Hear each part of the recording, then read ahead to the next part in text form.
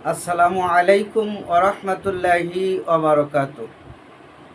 قال الله تعالى في القرآن العظيم أعوذ بالله من الشيطان الرجيم بسم الله الرحمن الرحيم كل نفس ذائقة الموت। দূরের ও কাছের যে যেখান থেকে শুনছেন সবাইকে আন্তরিক সালাম এবং মোবারকবাদ। সম্মানিত ভাইয়েরা, আল্লাহ সুবহানাহু ওয়া তাআলা কোরআনুল কারিমের মধ্যে ঘোষণা করেছেন প্রত্যেক নফস বা আত্মাকে মৃত্যুর স্বাদ গ্রহণ করতেই হবে। মরণ এমন একটা বিষয় যা অস্বীকার করার মতো কারো শক্তি নাই। পবিত্র কোরআনুল কারিমের মধ্যে ৬,৬৬৬টি আয়াত রয়েছে অথবা ৬,২৩৬টি আয়াত রয়েছে।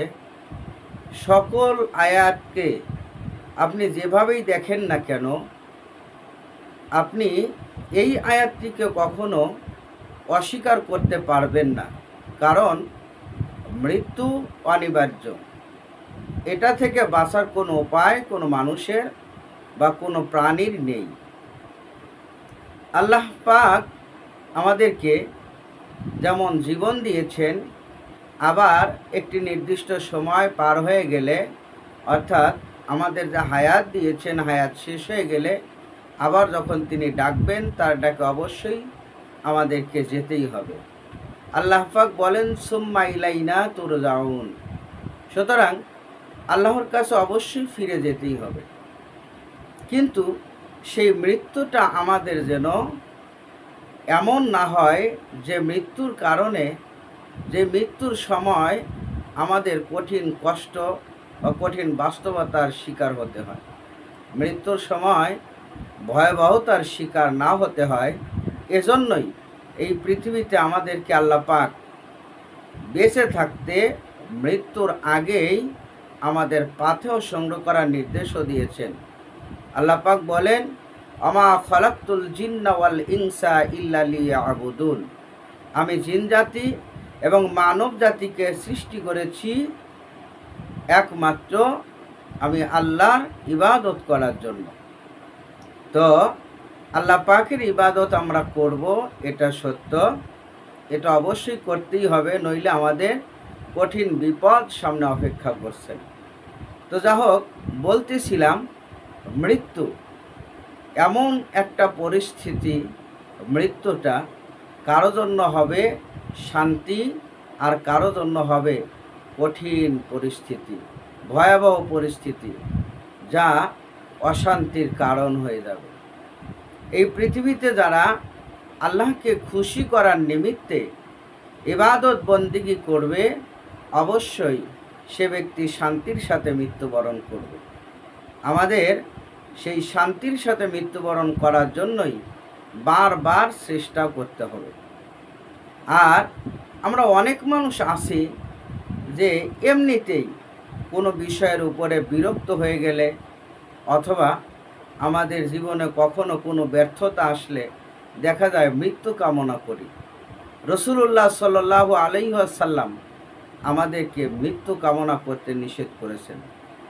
বুখারী শরীফের একটি হাদিস এসেছে, আন আবি হুরায়রা রাদিয়াল্লাহু তাআলা আনহু ক্বালা ক্বালা রাসূলুল্লাহি সাল্লাল্লাহু আলাইহি ওয়াসাল্লাম লা ইয়াতামান্না আহাদুকুমুল মাউতা। তোমাদের মধ্যে এমন কেহ যেন মৃত্যু কামনা না করে, ইম্মা মুহসিনান ফালা আল্লাহু আইয়াজদাদা খৈরন। আল্লাহ রসুল বলেন, কারণ সে যদি কোনো নেককার বান্দা হয়, তাহলে আরও হায়াত পেলে আরও তার নেকি বৃদ্ধি করতে পারবে, অর্থাৎ বেশি আমল করে আল্লাহ পাকের সন্তুষ্টি অর্জন করতে পারবে। এরপরে আল্লাহ রসুল আরও বললেন, ওয়া ইম্মা মুসিআন, আর যদি তোমাদের মধ্যে এমন কেহ পাপিষ্ট ব্যক্তি বা নেক কম আছে, পাপ বেশি আছে, এমন ব্যক্তি হয়, ফালা আল্লাহু আইয়াস্তাতিবা, তাহলে হয়তোবা সে তওবা করে আল্লাহর সন্তুষ্টি অর্জন করে মরতে পারবে। আল্লাহ রসুল এই জন্য বললেন যে তোমাদের মধ্যে কেহ যেন মৃত্যু কামনা না করে। আমরা অনেকেই আছি অধৈর্য হয়ে বলি আল্লাহ আমার মরণও দেয় না। এই সমস্ত কথা বলতে আল্লাহ রসুল নিষেধ করলেন, কারণ নেককার হলে আরও নেকি করবে, আর যদি বদকার হয় তাহলে তওবা করে নেককার বান্দা হয়ে আল্লাহ সন্তুষ্টি অর্জন করে মারা যাবে।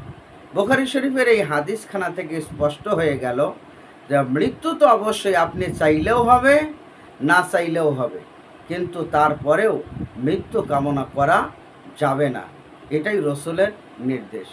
সম্মানিত ভাইরা, আমরা মৃত্যুর জন্য প্রস্তুত নেব, কি হয়ে মারা যাব, কি হলে আমাদের সুবিধা হবে, মারা যাওয়ার আগে আমাদের কি করা উচিত, এ ব্যাপারে আল্লাহ সুবহানাহু ওয়া তাআলা আমাদের একটি দিক নির্দেশনা দিয়েছেন যে আমরা যদি এইভাবে মারা যাই তাহলে আমাদের জন্য মঙ্গল হবে। আল্লাহ বলেন, ইয়া আইয়ুহাল্লাযীনা আমানুত্তাকুল্লাহা হাক্কা তুকাতিহি ওয়া লা তামুতুন্না ইল্লা ওয়া আনতুম মুসলিমুন।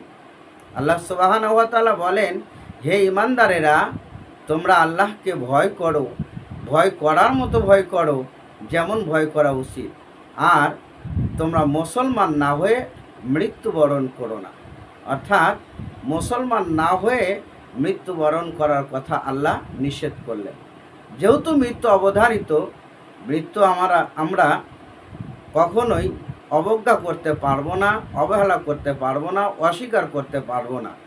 মৃত্যু তো হবেই, কিন্তু তার আগে আল্লাহর নির্দেশ অনুযায়ী আমাদেরকে মুসলমান হতে হবে, আল্লাহর ইবাদত বন্দিগি করতে হবে, আল্লাহ সুবহানাহু ওয়া তাআলার কাছে আত্মসমর্পণ করতে হবে, রসুলের আদর্শ অনুযায়ী আমাদের জীবন করতে হবে। আল্লাহ পাক আমাদেরকে সঠিকভাবে রসুলের আদর্শে আল্লাহর ইবাদত বন্দিগি করে আল্লাহর সন্তুষ্টি অর্জন করে মৃত্যুবরণ করার তৌফিক দান করুন। আমিন। ওয়া আখির দাওয়ানা আনিল হামদুলিল্লাহি রাব্বিল আলামিন। আসসালামু আলাইকুম ওয়া রাহমাতুল্লাহি ওয়া বারাকাতুহু।